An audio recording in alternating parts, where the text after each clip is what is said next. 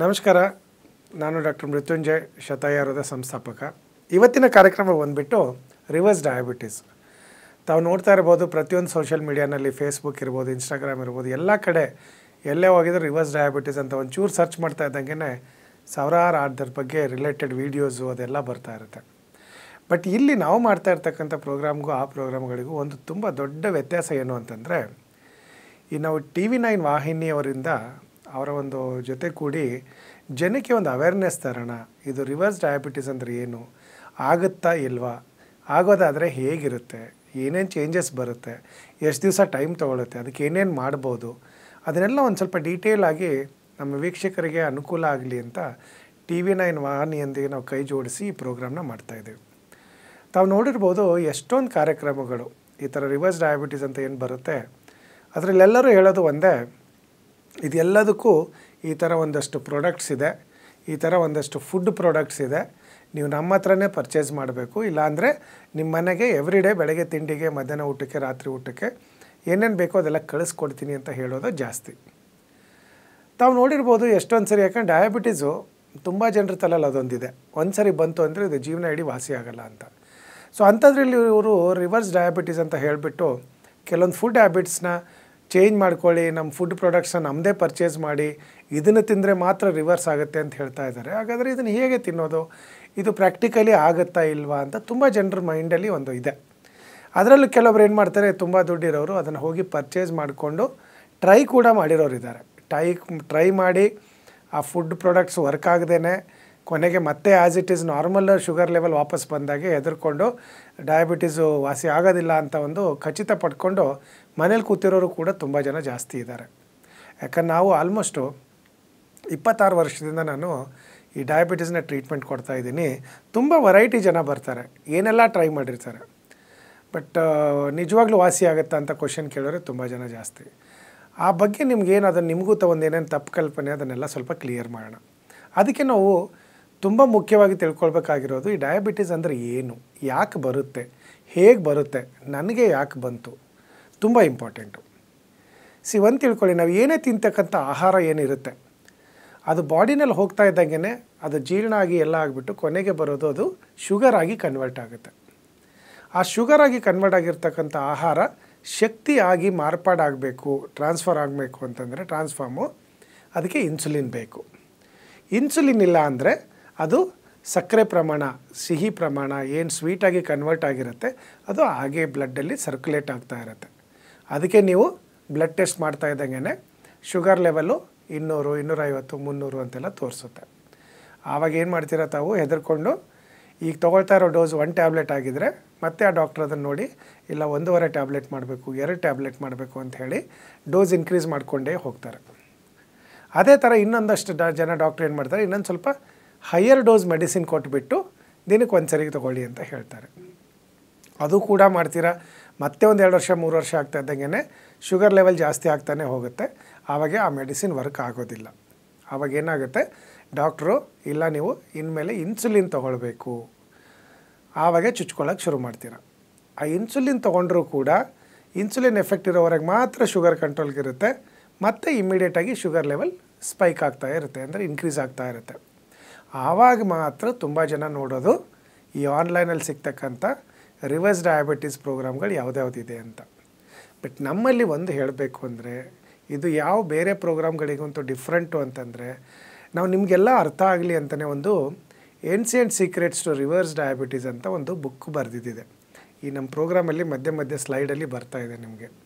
So ಆ ಬುಕ್ಕಲ್ಲಿ ನಿಮಗೆ ಮನೆಯಲ್ಲೇ ಕೂತ್ಕೊಂಡ್ಬಿಟ್ಟು ನಿಮ್ಮದೇನಾದರೂ ಟೈಪ್ 2 ಡಯಾಬಿಟೀಸ್ ಇತ್ತು, ಆಮೇಲೆ ರೀಸೆಂಟಾಗಿ ಶುರು ಆಗಿರ್ತಕ್ಕಂಥ ಡಯಾಬಿಟೀಸ್ ಇತ್ತು ಅಂತಂದರೆ 100% ತಾವು ಮನೆಯಲ್ಲೇ ಕೂತ್ಕೊಂಡ್ಬಿಟ್ಟು ಯಾವುದೇ ಈ ಥರ ಫುಡ್ ಪ್ರಾಡಕ್ಟ್ಸ್ ಆಗಲಿ ಸಪ್ಲಿಮೆಂಟ್ಸ್ ಆಗಲಿ ಯಾವುದೂ ಖರೀದಿ ಮಾಡ್ದೇ ಮನೆಯಲ್ಲೇ ಇದ್ಬಿಟ್ಟು ನಿಮ್ಮಲ್ಲಿ ಇರ್ತಕ್ಕಂಥ ಫುಡ್ ಹ್ಯಾಬಿಟ್ಸ್ನೇ ಸ್ವಲ್ಪ ಚೇಂಜ್ ಹೇಗೆ ಮಾಡ್ಕೋಬೋದು, ತಮ್ಮ ಡಯಾಬಿಟೀಸ್ನ ಹೇಗೆ ರಿವರ್ಸ್ ಮಾಡ್ಕೋಬೋದು ಅಂತ ಹೇಳ್ತಕ್ಕಂಥದ್ದು ಈ ನಮ್ಮ ಪ್ರೋಗ್ರಾಮು.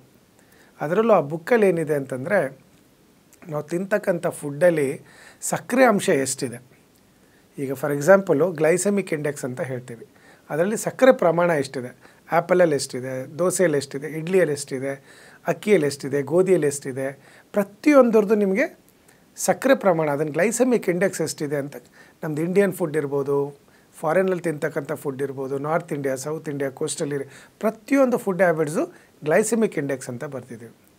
ಅಷ್ಟೇ ಸಾಲಲ್ಲ, ಅದು ಹೌದಲ್ವ ಡಾಕ್ಟ್ರಿ, ಕಾಮನ್ ಸೆನ್ಸು, ಸ್ವೀಟ್ ಅಂಶ ತಿನ್ನಬಾರ್ದು ಡಯಾಬಿಟೀಸ್ ಇರೋರು ಅಂತ.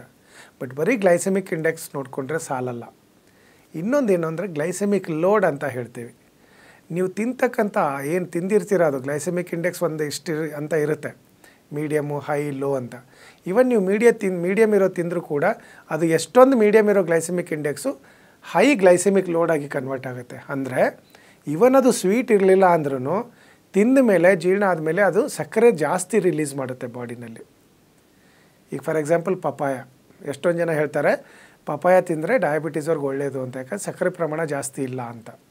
ತಿನ್ನಬೇಕಾದ್ರೆ ಇಲ್ಲ, ಗ್ಲೈಸೆಮಿಕ್ ಇಂಡೆಕ್ಸ್ ಜಾಸ್ತಿ ಇಲ್ಲ, ಬಟ್ ಅದು ಕನ್ವರ್ಟ್ ಆಗಿ ಗ್ಲೈಸೆಮಿಕ್ ಲೋಡ್ ಇದೆ ಅಲ್ವಾ, ಸಕ್ಕರೆ ಅಂಶ ತುಂಬ ಜಾಸ್ತಿ ಬಿಡುತ್ತೆ.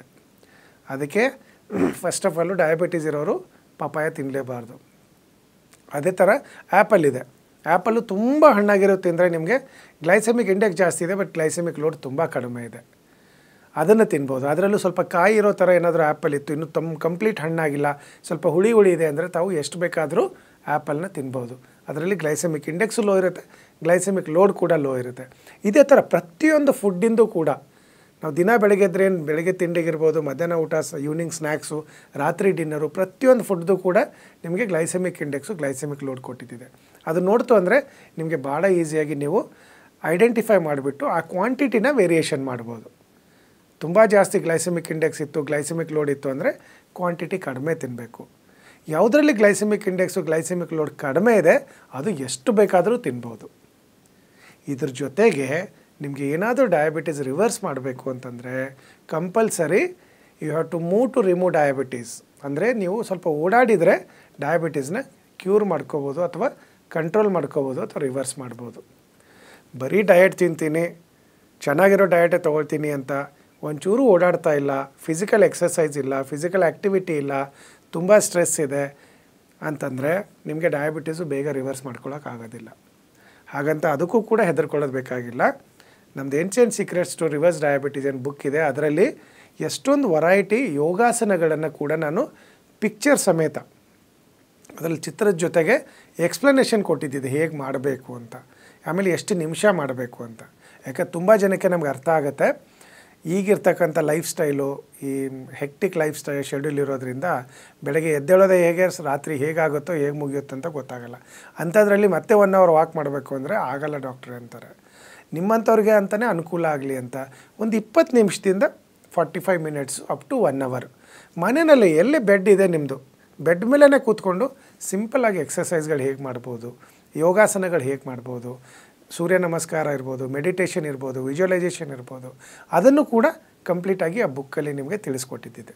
ಸೊ ಹಾಗಾಗಿ ರಿವರ್ಸ್ ಡಯಾಬಿಟೀಸ್ ಮಾಡೋದು ಅಂತಂದರೆ ಸುಮ್ಮನೆ ಬರೀ ಫುಡ್ ಕಂಟ್ರೋಲ್ ಮಾಡೋದು ಅಂತಲ್ಲ, ಬರೀ ಲೈಫ್ ಸ್ಟೈಲ್ ಚೇಂಜ್ ಮಾಡೋದು ಅಂತಲ್ಲ. ಯಾಕಂದರೆ ಇದು first of all diabetes is not a disease, ಇದನ್ನು ನಾವು ಮೆಟಬಾಲಿಕ್ ಡಿಸಾರ್ಡರ್ ಅಂತ ಹೇಳ್ತೀವಿ.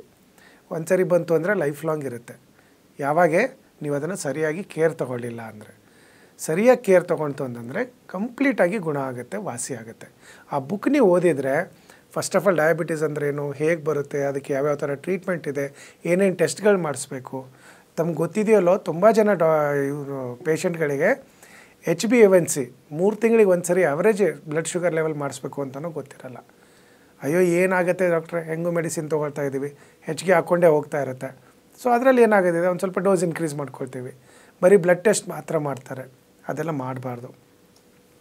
ಯಾಕೆ ನಿಮ್ಮದು ಫಾಸ್ಟಿಂಗು ಆಫ್ಟರ್ ಫುಡ್ಡು ಗೊತ್ತಾಗೋದು ರಾತ್ರಿ ಏನು ತಿಂದಿದ್ರೆ ಅದರದ್ದು ರಿಸಲ್ಟು ಬೆಳಗ್ಗೆ ಗೊತ್ತಾಗುತ್ತೆ. ಬಟ್ ಈ HbA1c ಮಾಡೋದ್ರಿಂದ ನಿಮ್ಮ 3 ತಿಂಗಳು ಡಯಾಬಿಟೀಸ್ ಎಷ್ಟು ಕಂಟ್ರೋಲಲ್ಲಿದೆ ಅಂತ, ಅದರಲ್ಲೂ ಅಬೋವ್ 7 ಹೋಯಿತು ಅಂತಂದರೆ ನೀವು ಸ್ವಲ್ಪ ಕೇರ್ಫುಲ್ ಆಗಿರಬೇಕು. ಎಷ್ಟೊಂದು ಜನ ನಾವು ನೋಡ್ತೀವಿ 13, 14, 15 ಎಲ್ಲ ಇರುತ್ತೆ HbA1c. ನಾವು ಜಸ್ಟ್ ಡಯಾಬಿಟೀಸ್ ರಿವರ್ಸಲ್ಗೆ ಒಂದು 2 ಮಂತ್ಸ್ ಟ್ರೀಟ್ಮೆಂಟ್ ಕೊಟ್ಟರೆ ಆಲ್ಮೋಸ್ಟ್ 9ಇಂದ HbA1c 6.5, 7 ಬಂದಿರೋದು ಕೂಡ ಇದೆ. ಸೊ ತುಂಬ ಸಿಂಪಲ್ ಇದೆ. ಯಾಕಂದರೆ ಡಯಾಬಿಟೀಸಲ್ಲಿ ಇನ್ನೊಂದೇನಾಗುತ್ತೆ, ಬರೀ ಇನ್ಸುಲಿನ್ ಸಿಕ್ರೇಷನ್ ಮಾತ್ರ ಕಡಿಮೆ ಆಗೋದಲ್ಲ, ಕ್ವಾಲಿಟಿ ಇನ್ಸುಲಿನ್ ಸಿಕ್ರೇಷನ್ ಆಗ್ತಾ ಇರಲ್ಲ, ಅಥವಾ ಇನ್ಸುಲಿನ್ ರೆಸಿಸ್ಟೆನ್ಸ್ ಇರುತ್ತೆ ತುಂಬ ಬಾಡಿನಲ್ಲಿ. ಅಂಥ ಟೈಮಲ್ಲೂ ಕೂಡ ನಿಮಗೆ ಶುಗರ್ ಕಂಟ್ರೋಲ್ಗೆ ಬರ್ತಾ ಇರಲ್ಲ. ಸೊ ನಾವು ಫಸ್ಟ್ ನೋಡಬೇಕು ಕ್ವಾಲಿಟಿ ಪ್ರಾಬ್ಲಮ್ ಇದೆಯಾ, ಕ್ವಾಲಿಟಿ ಇನ್ಕ್ರೀಸ್ ಮಾಡೋಕ್ಕೆ ಮೆಡಿಸಿನ್ ಕೊಡಬೇಕು. ಸೀಕ್ರಿಷನ್ ಪ್ರಾಬ್ಲಮ್ ಇದೆಯಾ ಅದಕ್ಕೆ ಬೇರೆ ಥರ ಟ್ರೀಟ್ಮೆಂಟ್ ಕೊಡಬೇಕು. ಇನ್ಸುಲಿನ್ ರೆಸಿಸ್ಟೆನ್ಸ್ ಇದೆಯಾ ಅದಕ್ಕೆ ಬೇರೆ ಥರ ಟ್ರೀಟ್ಮೆಂಟ್ ಕೊಡಬೇಕು. ಒಂದು ಸರಿ ಕೊಡ್ತು ಅಂದರೆ ನೀವು ಒಂದು 3 to 6 ಮಂತ್ಸಲ್ಲಿ ನಿಮಗೆ ಒಳ್ಳೆ ಡಯಾಬಿಟೀಸು ಕಂಟ್ರೋಲ್ಗೆ ಬರುತ್ತೆ. ಆಮೇಲೆ ಲೈಫ್ ಲಾಂಗ್ ನೀವು ಒಂದು ಸ್ವಲ್ಪ ಫುಡ್ಡು ಲೈಫ್ ಸ್ಟೈಲು ಒಂಚೂರು ಚೇಂಜ್ ಮಾಡ್ಕೊಳ್ತು ಅಂದರೆ ಮತ್ತೆ ಯಾವತ್ತೂ ನಿಮಗೆ ಡಯಾಬಿಟೀಸ್ ಕಾಣ್ಕೊಳ್ಳೋದಿಲ್ಲ. ಅದಕ್ಕೆ ಈ ಡಯಾಬಿಟೀಸು ಅಂಥದ್ದೆಲ್ಲ ಬಂತು ಅಂತಂದರೆ ಒಂದು 3 months 6 months ಎಲ್ಲೋ ಡಯಾಬಿಟೀಸ್ ರಿವರ್ಸಲ್ಲಿ ನೋಡಿದೆ ಒಂದಷ್ಟು ಫುಡ್ ಸಪ್ಲಿಮೆಂಟ್ಸ್ ಎಲ್ಲ ತರಿಸ್ಕೊಂಡು ಒಂದು ಸ್ವಲ್ಪ ಕಡಿಮೆ ಆಯಿತು ಅಂತಂದರೆ ಅದರ ಅರ್ಥ ಕಂಪ್ಲೀಟ್ ವಾಸಿ ಆಗಿದೆ ಅಂತಲ್ಲ, ಮತ್ತೆ ಬರುತ್ತೆ. ಬಟ್ ನೀವು ಹೀಗೆ ಮಾಡ್ತು ಅಂತಂದರೆ ಇಲ್ಲಿವರೆಗೆ ನಾನು ಹೇಳಿರ್ತಕ್ಕಂಥದ್ದು ಕರೆಕ್ಟಾಗಿ ಫಾಲೋ ಮಾಡಿ ಟೆಸ್ಟ್ಗಳೆಲ್ಲ ಸರಿಯಾಗಿ ಮಾಡಿಸ್ಬಿಟ್ಟು ಶುಗರ್ ಕಂಟ್ರೋಲಲ್ಲಿ ಇಟ್ಬಿಡ್ತು ಅಂತಂದರೆ ನೀವು ಆರಾಮಾಗಿ ಮೆಡಿಸಿನ್ನ ಕಡಿಮೆ ಮಾಡ್ಕೊಂಡು ಬಂದು ನಿಲ್ಲಿಸ್ಬಿಟ್ಟು ಡಯಾಬಿಟೀಸ್ನ ರಿವರ್ಸ್ ಮಾಡ್ಬೋದು. ನಾವು ಆವಾಗ ಇನ್ನೊಂದು ಏನು ಮಾಡ್ತೀವಿ, ನಮ್ಮಲ್ಲಿ ಟ್ರೀಟ್ಮೆಂಟ್ ಬಂದಿರೋರಿಗೆ ಸದ್ಯಕ್ಕೆ ನೀವೀಗ ಆ್ಯಂಟಿ ಡಯಾಬಿಟೀಸ್ ಮೆಡಿಸಿನ್ ತೊಗೊಳ್ತಾ ಇದ್ದರೆ ಸಡನ್ನಾಗಿ ಮೆಡಿಸಿನ್ ನಿಲ್ಸೋಕ್ಕೆ ಹೇಳೋದಿಲ್ಲ. ಯಾಕಂದರೆ ಬಾಡಿನಲ್ಲಿ ಆಲ್ರೆಡಿ ಅದ್ರ ಮೇಲೆ ಡಿಪೆಂಡೆನ್ಸಿ ಬಂದಿದೆ. ಸೊ ಅದನ್ನು ಫಸ್ಟು ಸ್ಟೆಪ್ ಬೈ ಸ್ಟೆಪ್ಪು ನಿಮ್ಮದು ಶುಗರ್ ಲೆವೆಲ್ ಕಡಿಮೆ ಆಗ್ತಾ ಇದ್ದಂಗೆ ಮೆಡಿಸಿನ್ ಡೋಸ್ ಕಡಿಮೆ ಮಾಡ್ತಾ ಬರ್ತೀವಿ. ಆಮೇಲೆ ನಮ್ಮ ಮೆಡಿಸಿನು ಕೂಡ ಸ್ಟಾಪ್ ಮಾಡ್ತಾ ಬರ್ತೀವಿ. ಒಂದು 5 ಡೇ ಎಲ್ಲ ನಿಲ್ಲಿಸಿದ ಮೇಲೆ ಬರೀ ಡಯಟಲ್ಲಿ ಕಂಟ್ರೋಲ್ ಮಾಡಬೇಕು. ಆಮೇಲೆ ಸ್ವಲ್ಪ ಡಯಟು ಎಕ್ಸಸೈಸು ಅದು ಡಿಪೆಂಡ್ಸ್ ಆನ್ ನೀವು ಹೇಗೆ ಮ್ಯಾನೇಜ್ ಮಾಡ್ತೀರಾ ಅಷ್ಟು ಚೆನ್ನಾಗಿ ಕಂಟ್ರೋಲ್ ಆಗುತ್ತೆ. ಒಂದು ಅರ್ಥ ಮಾಡ್ಕೊಳ್ಳಿ, ಡಯಾಬಿಟೀಸ್ ಒಂದು ಸರಿ ಬಂತು ಅಂದರೆ ವಾಸಿ ಆಗಲ್ಲ ಅನ್ನೋದು ಶುದ್ಧ ತಪ್ಪು. ನೀವು ಚೆನ್ನಾಗಿ ಮ್ಯಾನೇಜ್ ಮಾಡ್ತು ಅಂತಂದರೆ ಲೈಫ್ ಲಾಂಗ್ ಕಂಟ್ರೋಲಲ್ಲಿ ಇರ್ಬೋದು. ಈ ಯಾವುದೇ ಥರದ ಮೆಡಿಸಿನ್ಗಳು ತೊಗೊಳ್ದೇನೆ ತಾವು ಇರ್ಬೋದು. ಬಟ್ ಒಂದು ಹೇಳ್ತೀನಿ, ಯಾರೂ ಆ ಒಂದು ದುಸ್ಸಾಹಸಕ್ಕೆ ಹೋಗಬೇಡಿ.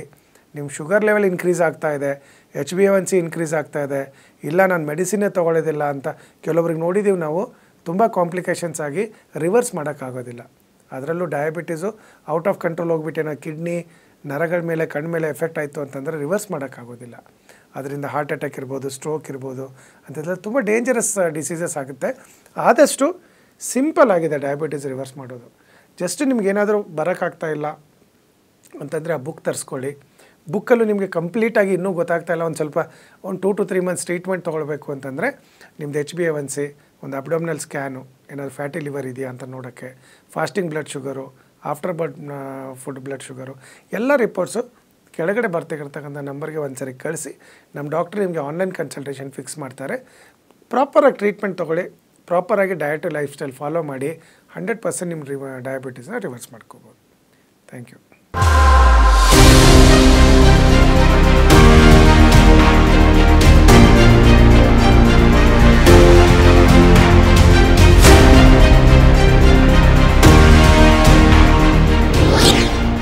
ಶತಾಯು ಆಯುರ್ವೇದ ಸೆಂಟರ್ ಸುಮಾರು 120 ವರ್ಷಗಳ ಇತಿಹಾಸ ಹೊಂದಿರುವಂತಹ ಈ ಆಯುರ್ವೇದ ಸೆಂಟರ್ ಆಯುರ್ವೇದ ಕ್ಷೇತ್ರದಲ್ಲಿ ಮಹತ್ತರವಾದ ಸಾಧನೆ ಮಾಡಿದೆ. ಅಷ್ಟೇ ಅಲ್ಲ, ಬೆಂಗಳೂರಿನ ನಾನಾ ಭಾಗದಲ್ಲಿ ಇದರ ಸೆಂಟರ್ಗಳಿವೆ. ಇದರ ಜೊತೆಗೆ 35ಕ್ಕೂ ಹೆಚ್ಚು ವೈದ್ಯರು ಸೇರಿದಂತೆ 100ಕ್ಕೂ ಹೆಚ್ಚು ಥೆರಪಿಸ್ಟ್ಗಳು ರೋಗಿಗಳ ಸೇವೆಯಲ್ಲಿ ನಿರತರಾಗಿದ್ದಾರೆ. ಇನ್ನೂ ವಿಶೇಷ ಅಂತಂದ್ರೆ ಸುಮಾರು 10 ಲಕ್ಷಕ್ಕೂ ಅಧಿಕ ರೋಗಿಗಳಿಗೆ ಈ ಶತಾಯು ಸೆಂಟರ್ ಚಿಕಿತ್ಸೆ ನೀಡಿದೆ. ಅಷ್ಟೇ ಅಲ್ಲ, ಅವರ ರೋಗವನ್ನ ಗುಣಪಡಿಸಿ ಅವರ ಮೊಗದಲ್ಲಿ ನಗು ಬರುವಂತಹ ಮಹತ್ ಕಾರ್ಯವನ್ನ ಮಾಡಿದೆ. ಬನ್ನಿ ಹಾಗಾದ್ರೆ ಈ ಶತಾಯು ಸೆಂಟರ್ನಲ್ಲಿ ಯಾವ ರೀತಿ ಚಿಕಿತ್ಸೆ ನೀಡಲಾಗುತ್ತೆ, ಈ ಸೆಂಟರ್ ಯಾವ ರೀತಿ ಕಾರ್ಯನಿರ್ವಹಿಸುತ್ತೆ, ಬನ್ನಿ ನೋಡೋಣ.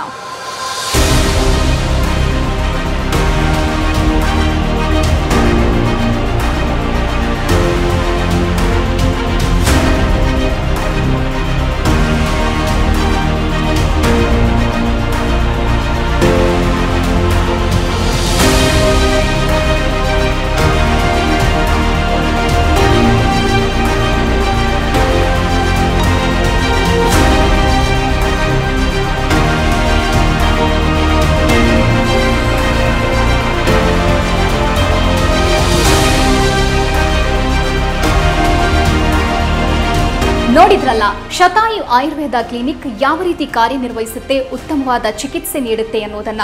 ತಾವೇನಾದರೂ ಒಬಿಸಿಟಿ, ಡಯಾಬಿಟೀಸ್, PCOD ಅಥವಾ ಗರ್ಭಧಾರಣೆಯ ಸಮಸ್ಯೆ, ಕೀಲು ನೋವು, ಗಂಟು ನೋವು ಇಂತಹ ಯಾವುದಾದ್ರೂ ಸಮಸ್ಯೆಯಲ್ಲಿ ಬಳಲ್ತಾ ಇದ್ರೆ ಬೆಂಗಳೂರಿನ ನಾನಾ ಭಾಗದಲ್ಲಿ ಶತಾಯು ಆಯುರ್ವೇದ ಕ್ಲಿನಿಕ್ನ ಸೆಂಟರ್ಗಳಿವೆ. ನಿಮ್ಮ ಹತ್ತಿರದ ಸೆಂಟರ್ಗೆ ಹೋಗಿ ತಾವು ಚಿಕಿತ್ಸೆ ಪಡೆಯಬಹುದಾಗಿದೆ. ಹಾಗಾದ್ರೆ ಯಾಕೆ ತಡ? ಅಡ್ರೆಸ್ ಪ್ಲೇಟ್ ಇಂತಿದೆ, ನೋಟ್ ಮಾಡ್ಕೊಳ್ಳಿ.